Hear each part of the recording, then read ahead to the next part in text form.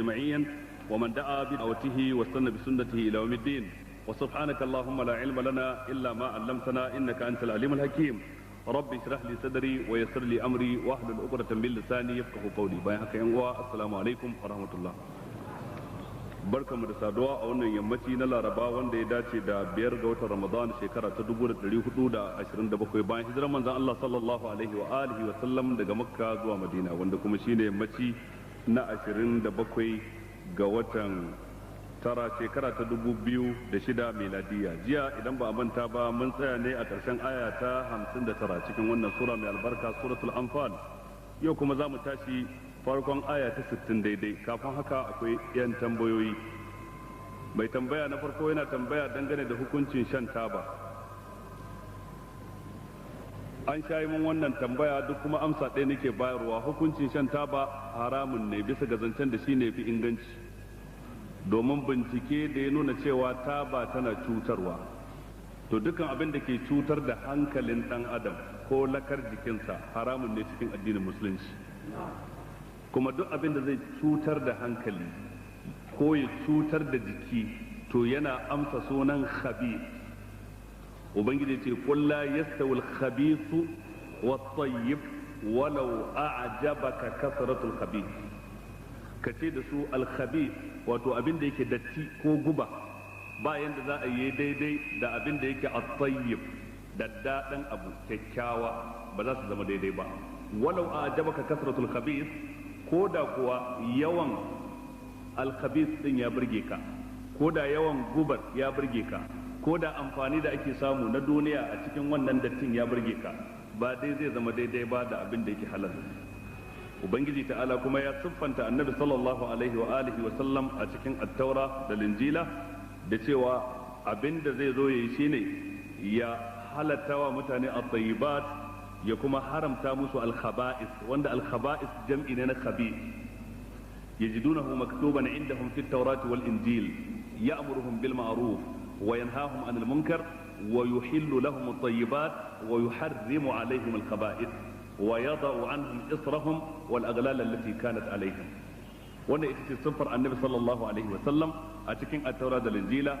umarni da kyakkyawa, hani daga mummuna, halattawa mutane dukan daddadan abu wajen ci wajen sha, shine duk abin da baya cutar da hankali baya cutar da lakar jiki, da kuma haramtawa mutane dukkan mummunan abu ta wajen ci ko sha, shine duk abin da zai cutar da hankalin dan adam ko kuma ya cutar da wato ainihin lakar jikinsa ya zama khabith. yanzu an haramta mushi dan yana cutar da lakar jiki, to haka kuma taba tana cutar da lakar jiki. wannan ijma'i ne cewa taba tana cutarwa, da haka ba shi halatta cinikayyarta, ba shi halatta kuma shanta. duk mai sayar da taba to yana sayar da guba wa mutane, yana taimakawa wajen lalata al'ummar manzon Allah sallallahu alaihi wasallam. fataucinta da sayar da ita duk bai halatta ba. da haka ko da kasashen turai suka haramta shanta, suka haramta fataucinta, waɗanda ma suke da'awar yancin ɗan adam suna ganin idan suka ce sun haramta kamar sun shiga cikin haƙƙin ɗan adam, sai suka sanya haraji matsananci ga kamfanonin taba ta yadda ba za su iya biya ba dan dai su hana mutanen su shan taba. kuma yanzu dan Allah, ko da ƙarfe mashin na hawa ko mota zaman lafiyar ta shine fitar da hayaki, to kai kuma sai ka zuki hayaki ya zaka ka zauna lafiya? Allah ya tsare mu. wannan yana tambaya dangane da kallon mace ajnabiya. idan an ce mace ajnabiya ita ce matar da ba matarka ta aure ba, ba kuma muharramar ka ba. muharrama ita ce wadda shari'a ta haramta maka ka aura, kamar yarka, kanwarka, mahaifiyarka, kanwar mahaifiyarka, kanwar mahaifinka, yarka ta cikinka, yar ɗanka, jika kenan. waɗannan su ne maharin minan nisa. kallon waɗannan ba laifi ba ne, amma wadda take ba wannan ba to su ne ake kira al-ajnabiyat. matar da take ajnabiya, kallanta menene hukuncinsa? shin kaba'ira ne daga cikin kaba'irud dhunub? a'a, kallon mace ajnabiya haramun ne da nassin alqur'ani. qul lil mu'minina yaghuddu من أبصارهم ويحفظوا فروجهم ذلك أزكى لهم إن الله خبير بما يصنعون. kace wa mummune su rinsa idanunsu, ma'ana su daina kallon matan da ba nasu ba kallo na sha'awa. wannan kallon ya shafi kallo a fili, fizikali ga kagata, ya shafi kallo ko da a talabijin ne, ya shafi kallo ko da a cikin majalla ta fitsara, irin mujallu na fitsara, ya shafi kallo kowane iri. In dai mutum ya kalli mace ajnabiyya da nufin sha'awa to haramun ne, kuma titi ne daga cikin tituna da ke kai mutum zuwa ga zina. Idan mutum ya daure sai ubangiji ta Allah ya hakurkurtar da zuciyarsa. Amma matukar kullum zaka bude idan ka kalla to sai kaga wadda shedan zai kawata maka cewa ta fi matarka ta gida kyau, ko da ko matarka ta gida ta fi ta kyau. Da haka sai mutum ya hakura ya roki ubangiji ta Allah taimako da agaji ta yadda zai daina kallace kallace. Allah tsare mu.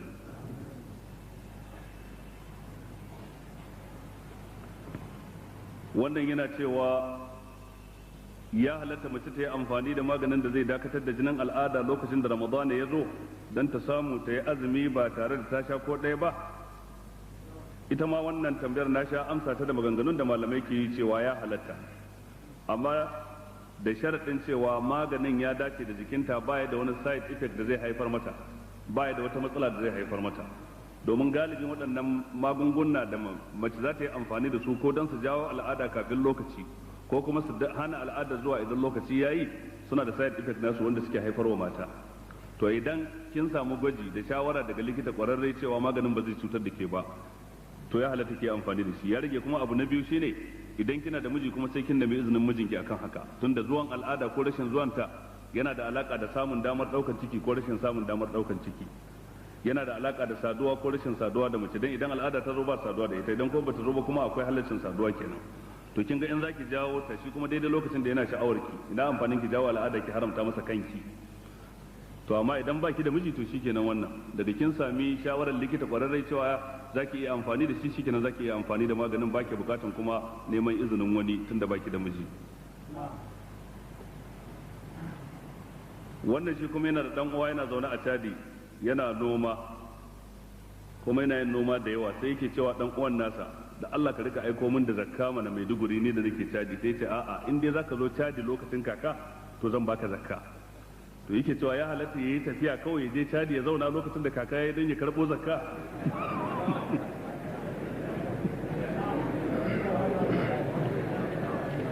In dai kai mabukaci ne ya halatta, idan ka je zai baka, don yanzu shi ya fitar da zakka ya bayar da ita a inda ya noma, kai ne ka je wajen. Duk da cewa malamai suna cewa ya halatta mutum ya ɗauki zakka daga garin da yake kai wani gari in akwai bukata a garin wadda ta tsara ta garin da yake ciki. Kai ne kake kasuwancinka a Maiduguri kuma kana da dangi a wani gari da ba Maiduguri ba, bukatar da ake da ita da talauci na can ya tsara nan, ya halatta ka ɗauki zakka daga nan gudun ka kai can garin.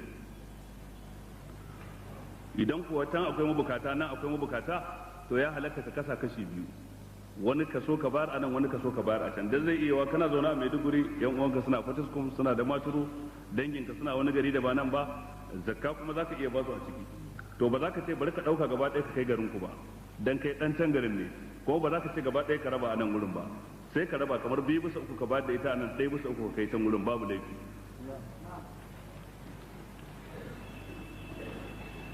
Wannan yana magana akan kiyamul laili da yayi tsakanin shi da matarsa a gida da ya je masallaci yayi cikin jam'i, wanne ya fulada. Ku gane sallan nafila a ɗaki hukuncinta daban, ko kuma mu ce sallan nafila a cikin watan Ramadan hukuncinta daban da wajen Ramadan. Yanzu a wani wata da ba Ramadan ba ka yi sallan nafila a cikin ɗakin ka shi ya fulada sama da ka je masallaci ka yi sallan nafila, ko da masallacin annabi ne da ke Madina, ko da masallacin Makka ne na Ka'aba, ka yi ta a cikin gida yafi. Dan hadisin Bukhari da ce ij'alu min salatikum fi buyutikum wa la tattakhizuha quburan. Sannan kuma wani hadisin manzo Allah ce khairu salatil mar'i fi baitihi illa al-maktuba, wato ku sanya wani kaso na sallolin ku a cikin dakunan ku, kar ku rike dakunan ku kamar makabarta, yadda ba a sallah a makabarta kuma ba ku yin sallar nafila a cikin dakunan ku, ma'ana ku raya dakunan ku da sallolin nafila. To wannan ana magana a wajen Ramadan, amma a cikin Ramadan kuma salatu tarawihi ka yi ta a masallaci ya fi lada sama da ka yi ta a gida kai da matarka. Kun ga akwai bambanci. Wanda ya kalli waɗancan hadisai da suke magana akan umumin nafil fil buyut sai ya ɗauka cewa ya shafi hatta salatu tarawihi ko qiyamul layl cikin Ramadan, wanda salatu tarawihi cikin Ramadan wata sunna ce mai zaman kanta a yi ta tare da liman a masallaci. manzo Allah ya yi ta hasso uku, a karo na hudu bai fito ba. Abin da yasa bai fito ba kuma ya ce da mutane na ji tsoron kada in fito a wajabta muku, kuma in an wajabta muku ba za ku iya ba.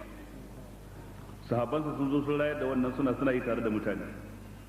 Ko manzo Allah ya faɗa cikin hadisi yace man qama ma al-imami hatta sarafa kutiba lahu qiyamul layla.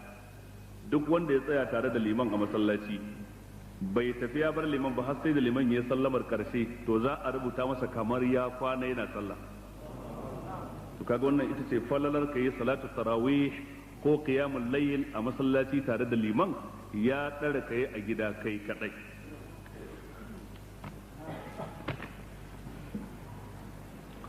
Wannan kuma yana cewa dangane da duka da mala'iku suka yi wa kafirai da aka ba mu labari a jiya, yadribuna wujuhahum wa adbarahum, shin wannan yake banci kafiran da suka je yakin badar ne kadai ko ya shafi kowa da kowa cikin kafirai? Wannan tambaya ce mai muhimmanci. Ya shafi kowa da kowa cikin kafirai. Duk wani kafiri idan mutuwa ta zo masa sai mala'iku sun yi masa duka, su rika dukan fuskarsa kuma suna dukan mazaunansa. Yadribuna wujuhahum wa adbarahum. Wannan shine umumin da za mu fahimta cikin ayar da ke cikin suratu Muhammad. An gane ku? Allah ce afala tadabbaruna alqur'ana am ala qulubin aqfaluha, sai ce innal ladzina irtaddu ala adbarihim min ba'di ma tabayyana lahum al-huda ash-shaytanu sawwala lahum wa amla lahum dhalika bi annahum qalu lil ladzina karihu ma nazzala Allahu sanuti'ukum fi ba'd al-amr wallahu ya'lamu israrahum فكيف إذا توفتهم الملائكة يضربون وجوههم وأدبارهم ذلك بأنهم اتبعوا ما أسخط الله وكرهوا رضوانه فأهبط أعمالهم. an faɗi laifuka aka ce don me wannan laifin idan mala'iku sun zo idan mutuwa ta zo mala'iku za su zo su dake shi a fuska da mazaunansa. Kun gane ai, na farko zalika bi annahum qalu lil ladina karihu ma nazzala Allahu sanuti'ukum fi ba'd al-amr, sun ce da kafirai za mu yi muku biyayya a cikin wani sashi na al'amarin da kuka zo da shi, ko da ya ci karo da addini za mu yi muku biyayya akai. Ubangiji ta'ala yace wallahu ya'lamu israrahum, sai ce fa kaifa idza tawaffatuhumul mala'ikatu yadribuna wujuhahum wa adbarahum. Sannan aka sake cewa a ƙarshe zalika bi annahum ittaba'u ma askhata Allah, abin da yasa mala'iku za su dake su a fuska da baya lokacin da suka zo mutuwa, ittaba'u ma askhata Allah, sun bi abin da ya fusatar da Allah. An gane ko? Wa karihu ridwanahu, sun ki su yi aikin da zai sa su sami yardar Allah. To abin da ke fusatar da Allah kuma shine jingina masa tawaya, ko ka ce yana da ɗa, ko ka ce yana da mace, ko ka ce yana da abokin tarayya, wannan yana fusatar da Allah. Wa karihu ridwanahu, sun kisa nemi yardar Allah. Abin da ke tabbatarwa da dan adam yardar Allah shine mai imani da aiki na gari. An gane ku? Innal ladzina amanu wa amilus salihati ulaika hum khairul bariyya jazaohum inda rabbihim jannatu adnin tajri min tahtiha al-anharu khalidina fiha abadan radiyallahu anhum, saboda mai al-iman wal amal salih sai zanto radiyallahu anhum wa radu an.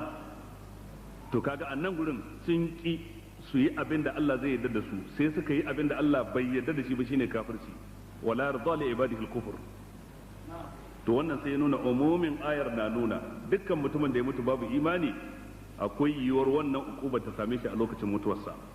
To sai dai kuma ku sani wannan ukuba ta lokacin mutuwa amrun ghaibi, al'amari ne na gaibu. Ko da kana jiyar kafiri a asibiti har aka zare ransa, kar ka je ka zare ido kana neman ka ga mala'iku sun zo da kulaki, ba za ka gansu ba, al'amari ne na gaibu, ba za ka iya gani ba. In ni'ima ake wa mutum ba za ka iya gani ba, in ma uquba ce ba za ka iya gani ba, al'amari ne na gaibu. Allah ne ya san yaya abin yake faruwa, kai dan adam ya shallake yadda zaka hararo ko ka tsinkayo. Don haka azabar da ke cikin kabari manzo Allah ce ba dan kar ku rinka binne mutane ba, da na roki Allah ya nuna muku irin azabar da ake wa mutane a kabari in sun yi laifi. Yace amma inda zan roki Allah ya nuna muku wannan, to da za ku daina binne yan uwanku idan sun mutu, dan gudun kar ku binne su a yi musu azaba. To kaga al'amari ne na gaibu.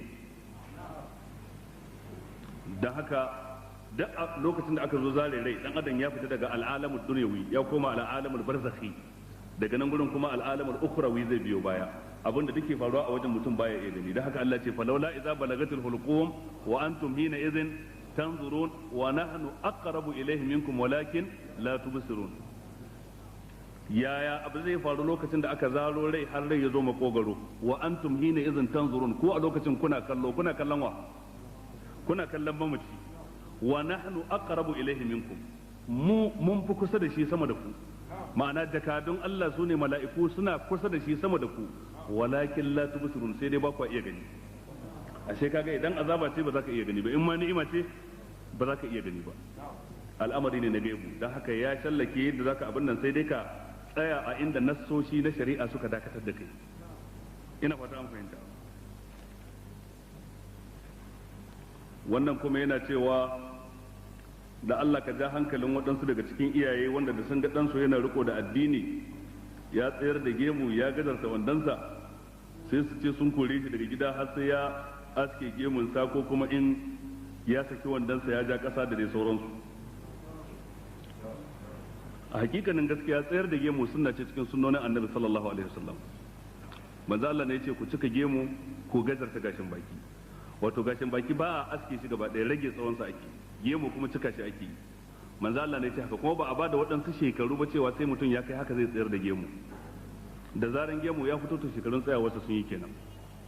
Kuma halittar wani ta sha bamban da wani, sai ga dan shekara 40 fuskarsa babu komai ba kuma askewa yake ba, sai ga dan shekara 22 kuma gashi da gemu cikakke. Baiwa ce daga ubangiji, sai yi sujudar shukuri ya gode wa Allah da ya bashi gemu ya zanto yana kamanceceniya da manzon Allah sallallahu alaihi wasallam a cikin wata sifa cikin sifofinsa. To da haka ya kamata iyaye su lura da wannan. Sannan kuma su kansu tufafi su ja ƙasa haramun ne da nassin hadisi cikin Bukhari. Mataki biyu ne, ko dai tufafi ya ja ƙasa dan girman kai, mai irin wannan Allah ba zai kalle shi ba. Manzo Allah ce man jarra thawbahu kuyala lam yanzurillahu ilayhi, duk wanda ya ja tufafinsa a ƙasa dan girman kai Allah ba zai kalle shi ba. Wannan hadisi ne cikin Sahih Bukhari. Na biyu shine tufafi ya wuce ƙasa da idan sawu amma bai ja ƙasa ba, to wannan haramun ne, bai kai wancan na farko girman laifi ba. Wannan manzo Allah ce ma asfala min al-izari tahta al-ka'bayn fa fi an-nar, duk abin da ya ƙasa da idan sawu na tufafin da namiji to yana cikin wuta. Wannan shine razari da firgici da manzo Allah ya faɗa cikin hadisi. Da haka ya zama dole ko babba ko yaro ko shugaba ko wanda ake shugabanta kowanne ya kiyaye sunnar annabi wajen tufafi. Su mata ne aka ce su saki tufafinsu, mazaje kuma aka ce su dage nasu, amma a yau sai mazaje suka saki mata kuma suka dage. Kaga fabbadda da lazina zalamu qawlan ghayra allazi qila lahu. Dan haka sakin tufafi kasa idan namiji yayi, wato yayi kamanceceniya da mata, wanda ya hadawa yazo ya hada wadannan, yayi kamanceceniya da mata kenan, an gane ko? Wanda kuma kamanceceniya da mata bai halatta ba, don haka ya kamata a kiyaye.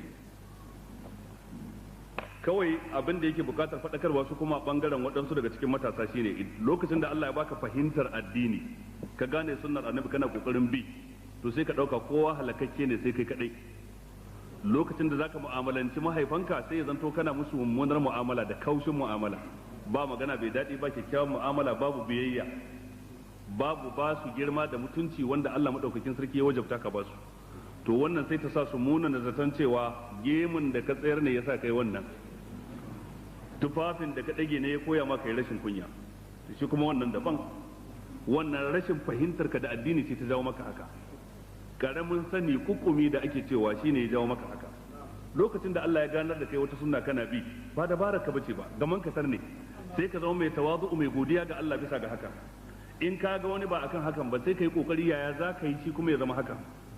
Sannan kai ba da karfi aka kama ka aka tursasa ka sai ka yi hakan ba, dan me za ka tursasa wani shi kuma sai ya yi haka da karfi. Kai ba rana ɗaya ka zama hakan ba, a hankali ka zama hakan, dan me kake son kuma wani shi ma sai ya zama haka rana ɗaya kafin kiftawar ido? Ba zai yiwu ba, wannan ba ita ce sunnar Allah ba a ban kasa. To saboda haka dai duk wanda ubangiji ta Allah ya wa gaman katare yake riko da addini, mace ta yi hijabi, namiji ya tsayar da gemu, to kare rika kallon sauran a matsayin kafirai ko waɗanda kawai yan wuta ne su. A'a, yi wa Allah godiya da shi ya zama hakan, kuma ya rika kokari ta hanyar kira da wa'azantarwa da kyakkyawar mu'amala ya zai ya jawo su masu zama yadda ya zama. idan ke mace ce ya zaki ki jawo sauran su masu zanto suna sa hijabi. Wannan shine wajibin da yake kan matasa, wato ainihin waɗanda suka fahimci gaskiya. Magana ta ƙarshe, wannan mata ne suka rubuto cewa ya kamata a ja hankalin gwamnati dangane da mashaya ta yi yawa a cikin wannan gari. Haka ne? Ma'ana kun shaida kenan? Suka ce mashaya ta yi yawa a cikin wannan gari, da shaye-shaye na kayan maye wanda yake taimakawa wajen lalata 'ya'yanmu, ko mun yi kokarin mu ba su tarbiyya ta gari, karshe sai su je su zama 'yan shaye-shaye akan titi, har hatta a cikin wannan wata na azumi mai alfarma. To wannan kan abu ne mai hadari kwarai da gaske. Ina ga wajibi ne ga gwamnati ko ta nan jihar ko ta sauran dukkan jihohi da suke da rinjayen musulmi su samar da dokoki da za su hana yaduwar kayan maye. Idan sun yi hakan ba su kare dokar kasa ba, sannan kuma sun bi doka ta Ubangiji subhanahu wa ta'ala. Wajibin su ne su yi haka, domin yaduwar kayan maye, kwaya, tabar wiwi da sauran kayan maye irin su koken da sauransu, wani ma yake ba da labarin cewa ta kai matsayin akwai matasa da suke jika kashin kadangare su sha kawai don su bugu. Akwai wanda suke shan ruwan kwatami wai yana bugarwa. Akwai wanda yake kada hoda da ake badawa tururuwa ya sha don kawai ya bugu. To wannan ba karamar musiba ba ce ba. Duk al'ummar da take cikin wannan to tana fama da matsala, domin matasa su ne kashin bayan al'umma. Gyaruwarsu alama ce ta ci gaban kowace al'umma, lalacewarsu alama ce ta lalacewar kowace al'umma. To kuma wa'azi kadai da malamai za su yi ta kafofin yatsa labarai ba zai iya yiwa ya magance matsalar ba, sai in gwamnatoci sun shiga, ƙananan hukumomi su yi dokoki da suka dace da wannan, sannan gwamnatocin jihohi su yi dokoki da suka dace da wannan. Duk mutumin da aka san ba fataken kwaya ne, to ya kasance an kau da shi, babu shi, an daina ganin sa. Duk mutumin da yake fataucin tabar wiwi da koken ya kasance babu shi akan titi, an daina ganin shi. An tsaftace garurukan musulmi daga irin wannan miyagun mutane waɗanda suke cin abinci ta hanyar haukatar da matasanmu, waɗanda suke ci da sha da tufafi don su haukatar da wani. Wannan ba karamar illa ba ce ba. Kuma a nan gurin muke ƙara jan hankalin 'yan siyasa akan cewa kaso mai tsoka na lalacewar matasan fa su suke sa su, don babu wani gagarumin ɗan siyasa da baya da 'yan daba waɗanda suke bin shi. A Kano ana ce musu 'yan daba, na ji a Gombe ko suna ce musu ko kalaye ko wane ne, a Jos ana ce musu 'yan sara suka, a nan kuna ce musu ekomo. Ka ji don girman Allah. Ma'ana kowane babban ɗan siyasa yana da nashi. To a nan gurin wallahi dukkan mutumin da ya taimaka wajen lalata kwakwalwa ɗaya daga cikin kwakwalen irin waɗannan matasan ya ci amanar al'ummar da yake wa shugabanci. Duk mutumin da ya taimaka wajen haukata ɗaya daga cikin matasan ya ci amanar addinin musulunci. Dan al'ummar musulmi suna da buƙatar su wannan matasan, muna da buƙatar su sama da kowa, muna da buƙatar su a kowane fage na rayuwa, a fagen karatu, a fagen ilimi, ilimi na addini, ilimi na zamani, a noma, a kasuwanci, a kere-kere, a masana'antu, a dukkan kowane irin abu ana da bukatar wakilcin su. Sai ya kasance ba su da wani abu sai dai su zauna a sai musu katuwar tibar koda suna jin kaɗe-kaɗe suna shan kwaya, saboda idan zaɓe ya zo ko yakin neman zaɓe a yi amfani da su, in an fara dangwala ƙuri'a a yi amfani da su, a sa su bugu da kwaya su gusar da hankalinsu, su je kuna cikin layi za ku jefa ƙuri'a su yi wa mutane dukan tsiya su kore su, su daddangwala wa wanda ya turo su. Wannan fa ta hanyar haka ake amfani da su. Don haka a hakikanin gaskiya gwamnati a Borno ko a Kano ko a Jigawa ko a Bauchi ko a Yobe ba ta da uzuri idan aka sayar da giya akan titunanta, ba ta da uzurin da za ta faɗa wa Allah. Ko giya ko karuwanci ko tata, idan kuka yi wannan ba wanda zai ce kun yanke hannun ɓarawa, ballantana ku ce kuna jin tsoron United Nation. Giya kuka ce haramun ce. A America akwai state din da ba a shan giya, ba a shan kwaya, sun haramta wa kansu. Ko a jirgin sama ya bi da kai ta sararin samaniyar jihar, su ma'aikatan jirgi za su ce to mun shigo hurumin jihar da ba a shan kayan maye, da haka mai sha ya bari sai an ketare jihar, in an ketare kuma a sanar da ku. to da haka dan kun haramta giya, dan kun haramta kayan maye, dan kun haramta karuwanci, ko faɗa wane ne ya halatta karuwanci. Idan ma mutum ya ce shi ba musulmi bane ba, dan me za a ce kare ya karuwanci? Sai a ce abu ne mai sauki, kawo aya a Bible da ta ce ya halatta a yi zina. Idan ya so in an tashi dokar sai a yi exception ɗin ku a ce ban da ku, don ku a Bible an ce akwai aya da ta ce a yi zina a sha giya, to amma ba za su iya kawowa ba. To da haka a nan gurin wannan wajibi ne gwamnatocin waɗannan jihohi da gwamnatocin waɗannan yankuna a mataki na jiha, a mataki na karamar hukuma, su ji tsoron Allah, su samar da dokoki da za su rage waɗannan al'amura na barna da suke faruwa, suke taimakawa wajen lalata matasa, suke taimakawa wajen haifar da miyagun ayyuka da ta'addanci da yawan sace-sace da fashe-fashe da ainihin ƙetare gidajen mutane a musu ta'addanci. Wannan wajibi ne wajibi ne gwamnatoci su samar da dokoki da za su taimaka wajen rage wannan. Kuma idan an kama wannan, kar a ce dan gidan wane ne yana da alaka da wane, a je a sa baki, a je a sake shi. Dai idan an yi haka to kenan an lalata dokar kenan. Kamar an hana mutane su shigo ta kofa amma an ce su shigo ta window. Dole ne da an kafa doka ta shafi kowa da kowa kenan gaba daya. Ubangiji ya bai wa su gwamnatocin karfin halin da za su yi haka, kuma Allah ya taimake su akan haka. Malam Muhammad Ibrahim da kake karatu a School of Nursing ta Teaching Hospital, na ga takardarka, sai dai ka same ni gobe Alhamis karfe 9:30 na safe. Idan ka wuce haka ba za ka same ni ba, dan mu tattauna da kai akan abin da ka rubuto. Allah shi mana gaban ka tafi.